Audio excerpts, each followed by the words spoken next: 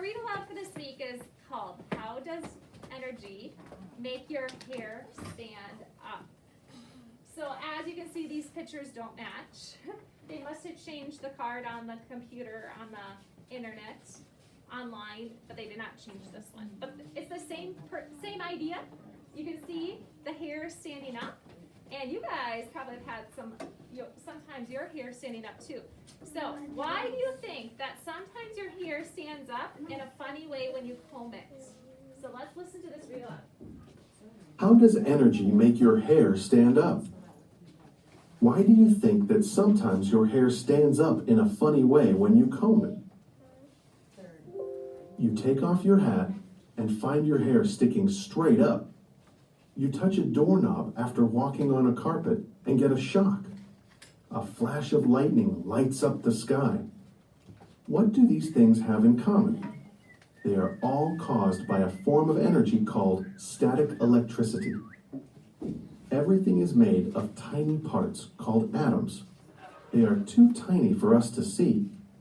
Inside the atoms are even tinier parts called electrons and protons.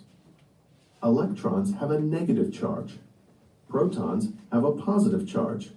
Usually, objects have the same number of these charged particles. The charge is balanced. When two objects touch, however, electrons can move from one object to the other. Electrons build up on one object. That object now has a negative charge. A buildup of electrical charge is called static electricity. Okay, so a charge, they use that word a lot on this card. A charge is a vocabulary word they want you to know, and it's the amount of electricity caused by many or too few electrons. And we know that everything, look around the room, everything you see is made up of what we call matter. And matter, we know, is little tiny pieces of matter. And sometimes we cannot see matter, but it's there, okay? Now, static electricity. What kind of electricity is this? Static. Yep. So when your hair stands up, that's called static electricity, and that is made up of tiny matter that pushes together and pulls apart on each other.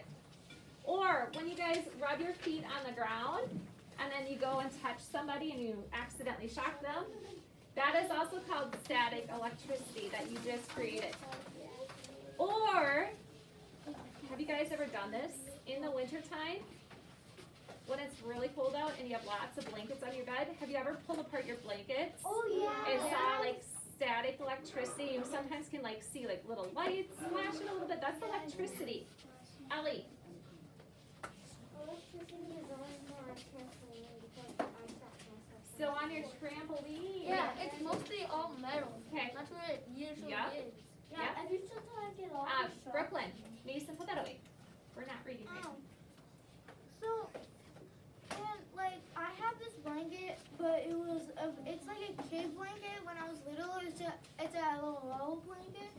I used it when I was little because I love very fluffy blankets. And whenever I move, they always light up and stuff. Yeah. Whenever Kind of like. and it wakes me up sometimes. Yeah, definitely. Okay, let's go on to this next card.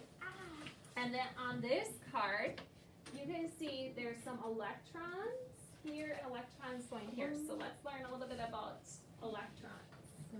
You can create static electricity by rubbing two objects together. If you rub a balloon against your hair, electrons move from the balloon to the hair. The hair has extra electrons. They all have the same kind of electrical charge. Things with the same charge are pushed away from each other. This can create some interesting effects. You end up with hair sticking up into the air. The same thing can happen when you comb or brush your hair on a cold, dry day. Try this fun experiment with static electricity. Take a blown-up balloon and rub it on your shirt.